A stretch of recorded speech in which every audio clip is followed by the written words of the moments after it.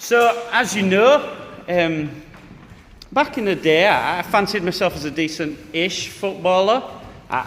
It took me until I was about 12 to realise I wasn't good enough to make it. Don't tell my brother that.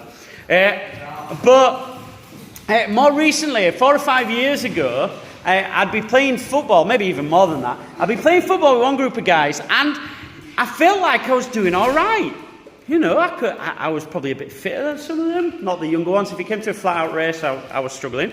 But I was a bit fitter than some of them. I was playing all right. I'd do a few tricks, score a few goals. I thought, I'm maybe reliving my youth again here. And then another guy said, do you want to come on a Friday night and play a game with these lads? And I went, and they were actually good footballers.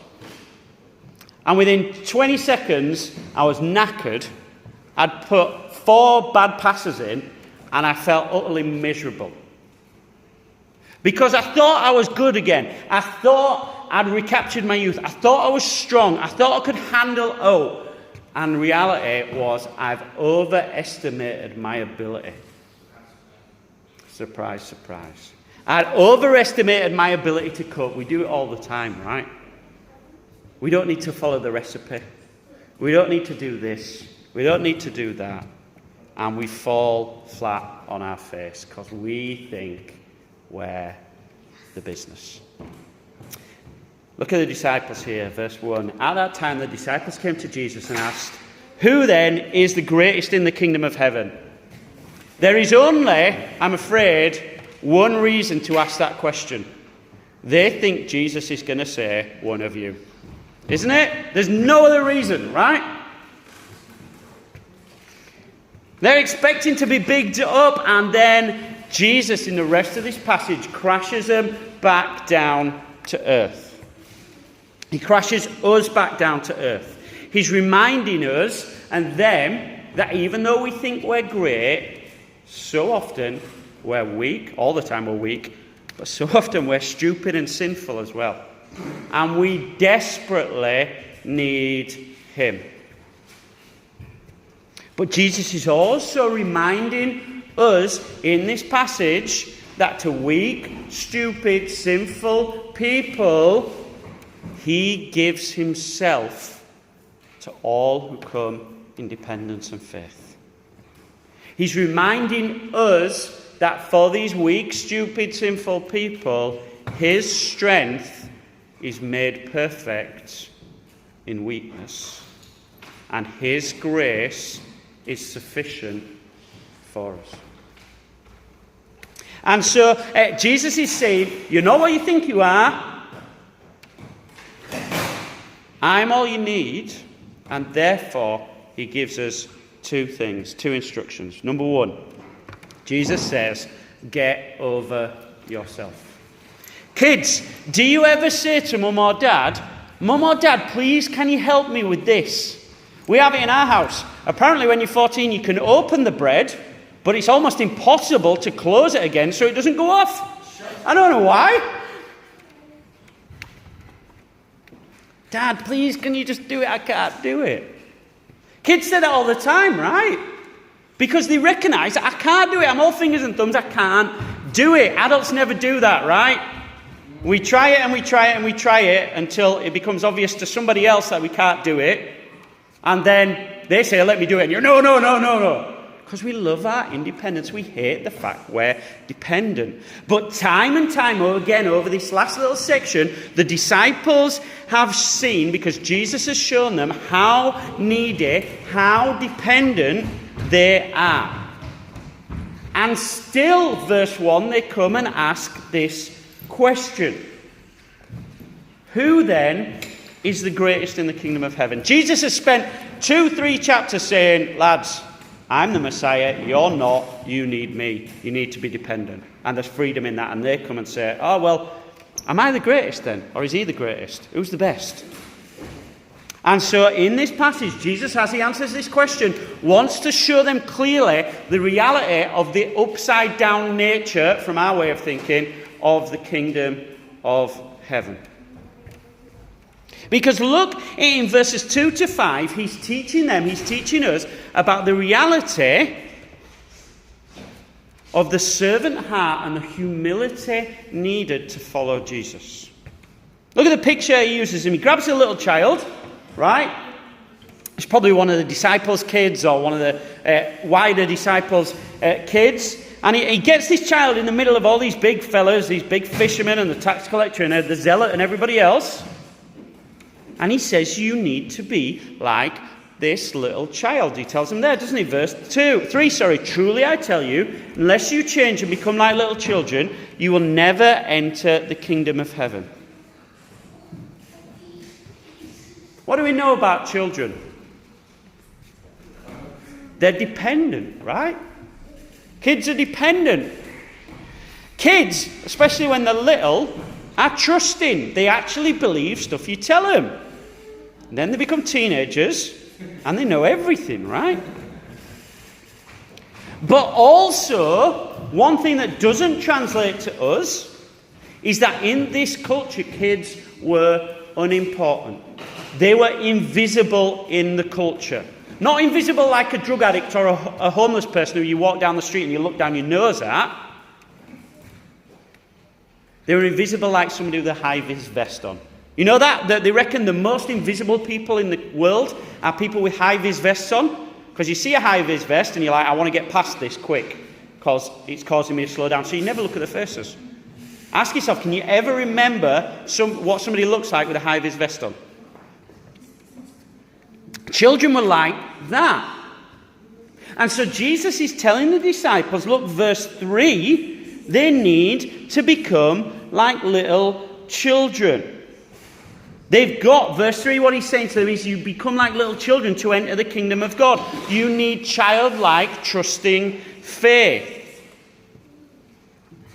Verse 4, look at what he says to them. Therefore, whoever takes the lowly position of this child is the greatest in the kingdom of heaven. In order to be childlike, you've got to be willing to... Jill? You've got to be willing to be counted as nothing. Look, he says with this lowly position there, verse 4. Kids were counted as nothing. Not as who's the greatest in the kingdom, but willing to take a lowly position. Verse 5. Whoever welcomes one such child in my name welcomes me. You've got to be willing to give yourself to those the world counts as nothing. Dependent childlike faith, willing to be last and counted as nothing, willing to give yourself and welcome those the world counts as nothing. Why? Because that's what Jesus does, right? Philippians 2:7, we read it last week. He became nothing, took the form of a servant. We have a little thing in our house. We have lots of them. You'd be surprised to know we have little cliches in our house, right? But whenever someone gets a bit above themselves, we turn into McFly, right? And we start singing to one another, it's not about you, right? Ultimately, that is the lesson of life. I've just sung in the pulpit. Oh, wow. I'm turning into Andy Prime. But what's Jesus saying here? What's that little song to remind us that greatness in the kingdom of heaven looks like humility and service? Refusing to ignore others. Refusing to look down your nose at others.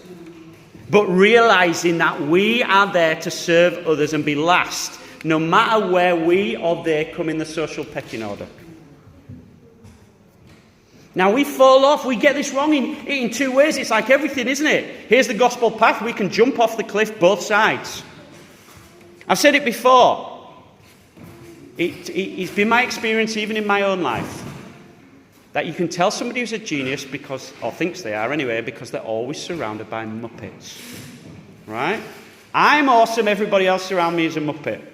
You ever find yourself doing that? Everything's everybody else's fault and not mine because I'm a genius? We can fall into it that way, that pride, that obvious pride. We can fall off the other side in this. I'm a loser. I'm useless. I have low self-esteem and therefore I don't have a problem with pride.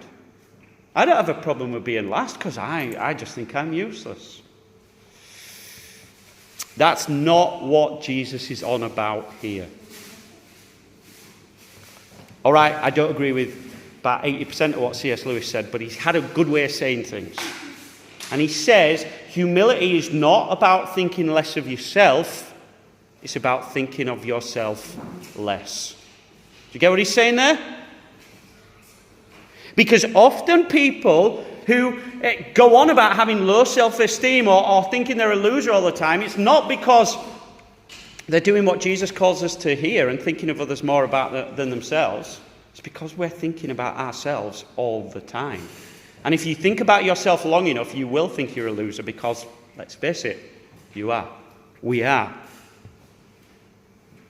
There's two different outcomes. You think you're proud, you think you're awesome, you think you're a loser, you think you're useless, but it's the same root issue. Pride and self-obsession. And for most of us, let's face it, life looks like a bewildering mix of all of the above. All right? But it's the same root issue that Jesus is pointing out here in verses 4 and 5. We're unwilling to take the lowly position. We're unwilling to put others before ourselves. Because we're always at the centre of our universe. We're like a black hole, sucking everything in towards us. Because my temptation, I'm sure your temptation, is to make living the Christian life about how's my walk? What are my temptations? What are my struggles? Here's my burden. And Jesus says, nope. We follow a Saviour who took up our burdens and gave us rest. A Saviour who took our rebellion and gave us his peace. And he gives us through that grace to bring that rest and peace and joy and love to others. The greatest in the kingdom of heaven. I mean, it's a stupid question, right? Jesus, who's the greatest in the kingdom of heaven? The answer's in the question, lads. Jesus is the greatest in the kingdom of heaven. He's the king, right? And he did that by making himself nothing and becoming a servant. So the answer to their question in verse 1 is that the greatest in the kingdom of heaven, Jesus says it in verse 4, is the person who loses all their pride, admits their helplessness, and depends on the Lord. And out of that works in the Lord's strength to welcome and serve and love others. If you're not Christian here this morning, what do you think a Christian is? Someone who's awesome? Someone who keeps all the rules? Someone who is a perfect person?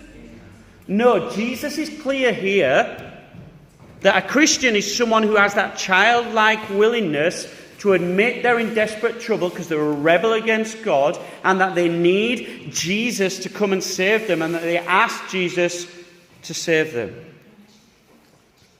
And when we have that salvation, that love of God, that Spirit enabling, when we're trusting Jesus and saying we're following him, and in a church called to make disciples, Jesus' call here is for us to be less like a tornado and more like a roundabout. Right? You know how a tornado works? We just think it chucks people out of Kansas, right? And into like the Yellow Brick Road. No, a tornado works by spinning around and it draws everything into itself. Everything's about that tornado. Everything gets dragged in towards it. So often our Christian lives are like that. Serve me, serve me. We're like those little chicks in the nest. Ah! Right? I saw one the other day, a little chick, just fledged, running around after a caterpillar. And he was so confused because the caterpillar didn't just jump into its mouth. Right? Because that's what he expected to do. That's what his parents did for it. So often we live the Christian life like that. A tornado. Feed me, help me, serve me. Jesus says, no, you've got to be more like a roundabout. You know how a roundabout works? You get on a roundabout, you're constantly flung outwards. You have to hold on so you don't get flung out.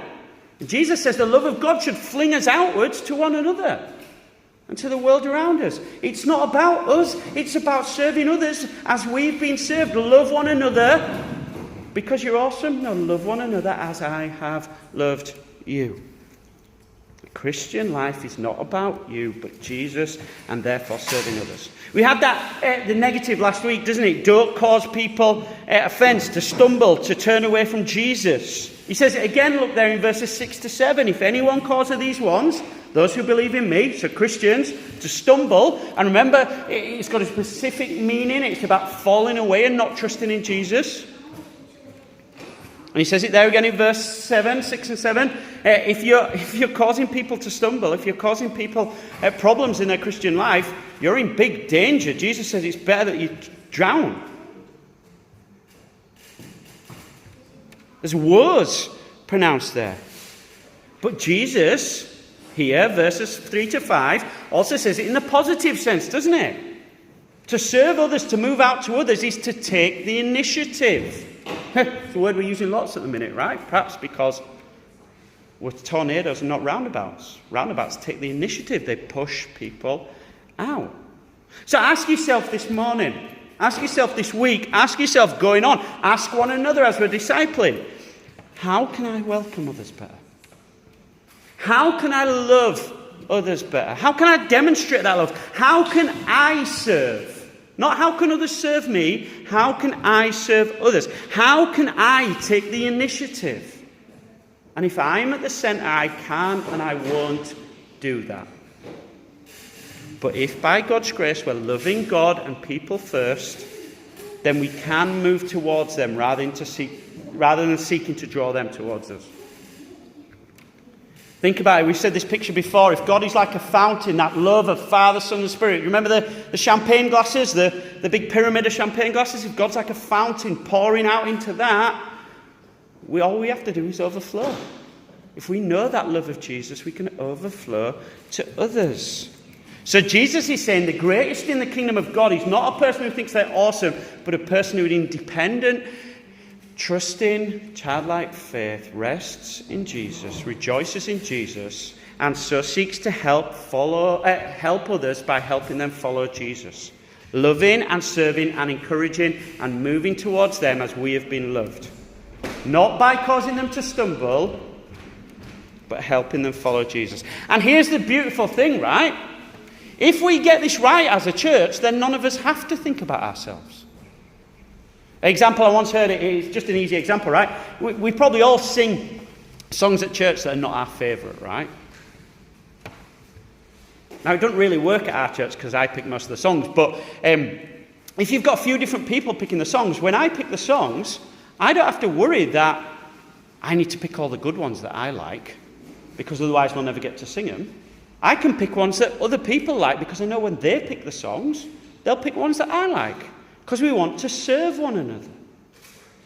So if we get this right as a church, we don't have to put ourselves because others are putting ourselves first. And so each of us together need to be thinking and praying and asking the Lord to give us grace to move towards others. Like we said last week, to take that first step to move towards others. So get over yourself, put Jesus at the centre and flow out from him. But secondly, that brings another implication. Jesus says, get rid of sin. When we're on holiday in the summer, we normally just go to the castles and stuff that are free. But Jude wanted to go to Bamburgh Castle. We paid £35. £35 to walk around it. But it's got me an illustration, so it's good. And in there was an old school man trap. Have you ever seen these? You know, they used to put them out for badgers and bears and all that kind of stuff. But a man trap, right? It's like the jaws of a shark made out of metal. And in the middle is a pressure pan. You hide it under leaves and you press on it and it shoots up, right? And it crashes onto your legs. Like these metal teeth, and it holds your leg there and you can't move. And you'll die from blood loss. If nobody finds you, you'll die from blood loss. And then the badgers will eat you, right? It's not a nice death. It is there to catch you and immobilize you horrifically. And Jesus says that's like our sinful hearts. He's given us a warning sign here in verses 6 to 9 that sin is horrific. And therefore, you need to do all you can at any point to avoid it. Whether that's verses 6 to 7, leading others into sin, and causing them to stumble, or verses 8 to 9, falling into it yourself, falling away from Jesus, falling into other stuff. Look at what he says, verse 6, if anyone causes others to stumble, better for a large millstone to hang around your neck, to be drowned in the depths of the sea. And then verse 7, woe to the world because of these things, woe to the person through who they come. And then we get these classic verses, verses 8 and 9. If your hand or your foot causes you to stumble, cut it off and throw it away. It's better to turn to life maimed or crippled and to have 2 hands and 2 feet and be thrown into eternal fire. And then he repeats it for your eye. He says, look at the 2 pictures he uses, being drowned in the depths of the sea. And actually, if you hung a millstone around your neck and threw you into the sea, you'd probably be crushed before you drowned. Think about it like that. It's not pretty, right? Because the weight of the water, you'd go down so fast. And eternal fire. Jesus is talking about hell. He says hell is real. And sin, falling away from trusting in Jesus, leads to hell. And so he says, kill it before it kills you. That picture again of saying a man's caught in a man trap, but they get him out, but gangrene sets in, right? What you got to do? He's got gangrene in his foot, you've got to chop his leg off. Amputation is better than death, right? If that disease gets up and into his heart, it's going to kill him. Take your foot off. But all of that means, if we're to understand what Jesus is saying here, it means we need a clear picture, a really clear picture of sin and what it is. Because if we say, you've got to cut off your hand so you don't stumble, so you don't sin, well, that's really clear, right? Some of us in our heads are thinking, here we go. Sin is stuff I do. Therefore, I need to make a list of rules. Don't watch this, don't touch that, never say this, and then I'll be fine. But the reality is actually behind that. Sin and stumbling is not primarily, first and foremost, about what we do. Do you remember chapter 12, 34? Jesus says, out of the heart the mouth speaks. We could say out of the heart the body does.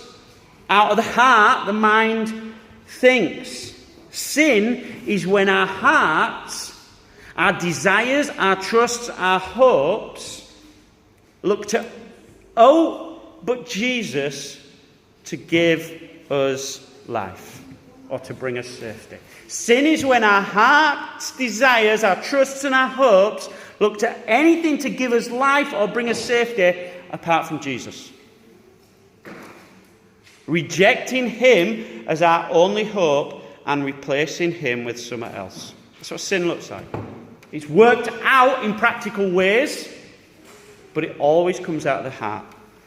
So Jesus here, first and foremost, when he's telling us to cut off our hands and our feet and gouge out our eye and stuff, he's not first and foremost saying make sure you don't do those actions. Although obviously there are actions that no Christian should ever do. Right? There's a list of 10 of them for a start. You'll find them in Deuteronomy 20. Not Deuteronomy, Exodus 20, sorry. Actually, there's less actions that Christians should never ever do than we think there are. More, Jesus is saying here, guard your heart. Do you remember what he said in chapter 16 and verse 6 to the disciples? Be careful. Be on your guard against the yeast of the Pharisees and the Sadducees. That which will cause you to stumble. That which will try to put your salvation and your hope in something else. As we said then, we say again, what Jesus is saying here is know where you're tempted to desire, to dream, to hope in other things. Know where you're tempted to run for safety and affirmation and joy and happiness in places other than Jesus. And see the reality of where that leads, looking to anything but Jesus. Hell, he says here, right? Eternal fire, being drowned in the depths of the sea. And therefore, he says, cut off your hand, cut off your feet, gouge out your eye. Not literally. Make any sacrifice to avoid trusting in anything but Jesus. Make any sacrifice to avoid making your heart's desire anything but Jesus. Don't push the boundaries. That's always what we want to do, right? How close to the edge can I get? You get the little kid, you take him to the cliff. There's not a fence there. You hold their hand, right? Because I still do it myself. I want to walk as close to the edge as I can because it makes me feel manly, right? Or something like that anyway. Jesus says, cut the cancerous tumour out before the cancer gets right round your body and roots itself in your heart. It may hurt you to get rid of something. I remember reading an old preacher, J.C. Ryle, and he said, to cut out our sin, Jesus says here, may hurt as much as to cut off our hand or gouge out our eye. Now, I don't know about you, but taking a hacksaw to my wrist or a spoon to my eye doesn't sound like fun. It's going to hurt. Jesus is saying there are things we love, but that are causing us to love them too much or love them in the wrong way or not love Jesus enough. It might hurt to get rid of them. It's worth it. And let's make it clear, it's not about building fences around the law of God. It's not saying, oh, this is a slippery slope. You know, if you watch anything where there's a member of the opposite sex in, you might end up watching porn. So don't watch anything where there's a member of the opposite sex in, right? That's a ridiculous example, but think of some of the rules we make for ourselves. They're as ridiculous.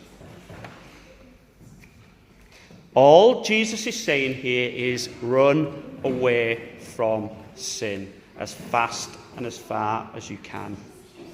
Where you see sin in your life, fight to kill it. It may mean you need to say no to some good things. It may mean you need to cut off things that hurt. Because there might be things in your life that are fine for others to do, fine for others to watch, fine for others to see, fine for others to think. But your heart twists those specific things into obsession or idolatry or lust or whatever. And it may be fine that there's things that you don't have a problem with at all, but for somebody else it causes them a big problem. What is it you need to do? Where do you need to get the hacksaw or the spoon out? Sorry, I've just remembered the sheriff of Nottingham and the gouging your heart out with a spoon. Just made me laugh. But maybe you need to delete an app off your phone. 10 apps off your phone. Because it causes you to obsess or have desires that are hurting you. Maybe you need to get off your phone for a lot more time than you are. Maybe you need to come off social media. Honestly, I tell you again, best thing I've ever done. Maybe you need not to watch the news. Maybe you need to get rid of Netflix. Maybe you need, like me, to ask someone to bring you the stuff from the refreshments table so that you don't eat your gateway drugs.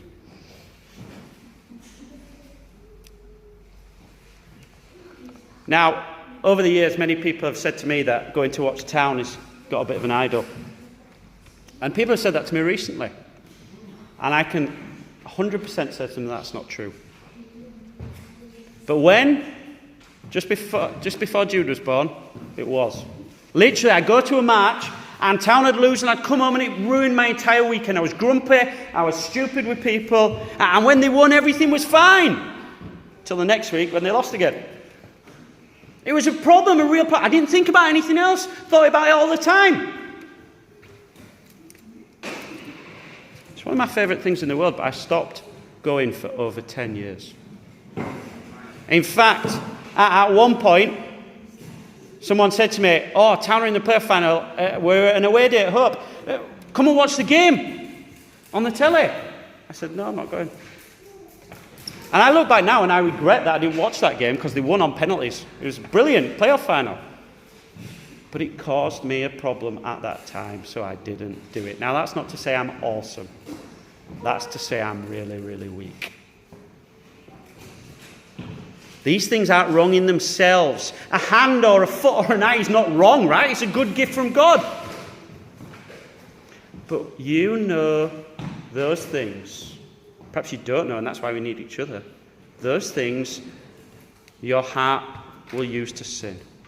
Where you'll treasure about treasure them above Jesus. You'll trust in them to make you happy. You use them as a happy distraction from getting stuck into gospel work or working on changing your life.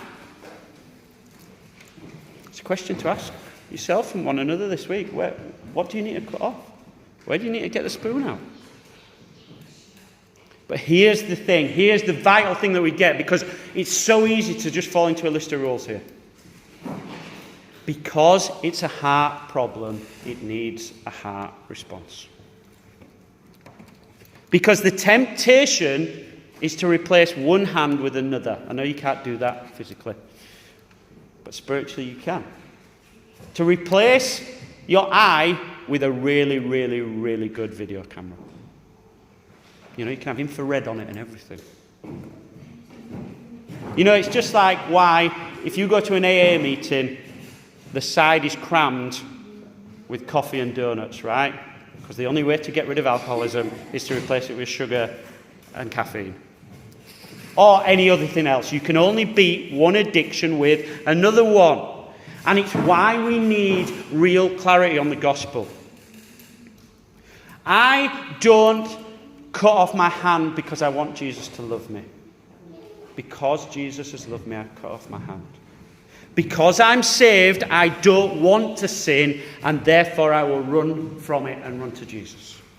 Because Jesus is my life, I will trust him and run to him to find life, rather than looking for life in what kills and destroys me. That's not me saying I do that. I'm terrible at it. We all are, right?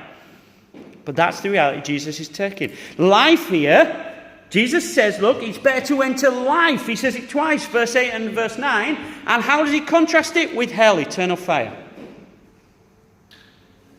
Jesus here is talking about real life, life to the full, abundant life that he comes to bring. Life in him, eternal life. He's saying if you want to get rid, fix your eyes on the prize. Remember what you have in him. Look to the glory and the inheritance and the joy and the love you've received in him, and therefore flee from sin and run to Jesus.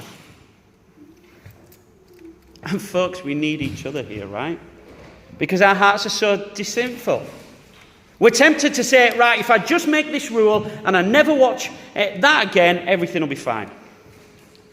Or we're tempted the other way. Oh, do you know what? One little bit won't hurt. It'll be fine. And it's why we need massive openness and honesty. It's why we need to ask each other these questions about how we're cutting out sin. Because again, we fall two ways. We either flee and run into a different sin, or we just flee and run into legalism. Both of them are not trusting in Jesus. Both of them are stumbling. Trusting in a set of rules to help you follow Jesus is trusting in something other than Jesus, right? Let's make that really, really clear. It's no better to make yourself a list of rules and be a legalist than it is to just sin every day. It's still sin. Only Jesus saves. Only Jesus changes.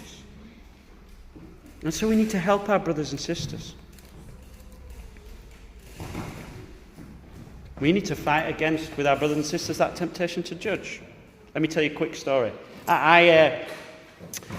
Lots of you know, whenever I go out for a drink, if I'm driving, I have no alcohol at all. Not because I think I'm going to go for a drink with Kevin, he's going to ply me with 7 pints and then expect me to drive, right? But because when I was younger, I kind of did that. And it's bad. I don't want to put myself in that position again. So I don't drink anything. Do you know what? No one has ever said to me, oh yeah, you could have one or two, couldn't you? Have a bit of self-control. No one's ever said that. Great, brilliant. Thank you, brothers and sisters. In this church and in others. I say regularly, do you know what? I come for eat, and I eat when I'm bored, and I eat to make me happy. And so I don't want to eat stuff that I've said I'm not going to eat. Nearly every time someone says, you could just have one, have a bit of self-control. That's not criticising anybody. I do it in different ways to other people. But you're saying, don't be a legalist. I'm not being a legalist. I'm trying to cut my hand off. Perhaps there's stuff for you like that. Because when we do things like that, we need to be careful. We need to remember 6 and 7. We can tip people into stumbling. can tip people into sinning. Because when I want to eat a cream egg, it comes in the back of my mind, oh, you could just have one, couldn't you? And the next thing I know, the box is gone. And I'm not because I'm fat, that's a problem, my trousers don't fit, whatever. The problem is I'm asking that to make me happy instead of Jesus. And brothers and sisters around me, not necessarily here, but around my entire Christian life, have not helped me in that. And I'm sure I've done that to brothers and sisters in different ways. It's why we need brutal gospel clarity and honesty. Don't run from sin and flee elsewhere. Run from sin and flee only to Jesus. Kill sin because it killed him instead of us. And we have this life to live because he's died and given us his life. So by God's grace, let's live it together. Here's our discipling question for this week. Write it down. I'll put it on the text if I remember. Remind me, somebody, if I don't. Ask each other this week, where have we put into practice childlike dependence and faith in Jesus in killing sin this week? It's a hard question to ask, right? Where have you put into practice childlike dependence and faith in Jesus in killing sin this week? It's a hard question to ask. It's a hard question to answer. It's an even harder question to do something about. It's why it's so important that we grasp this childlike faith.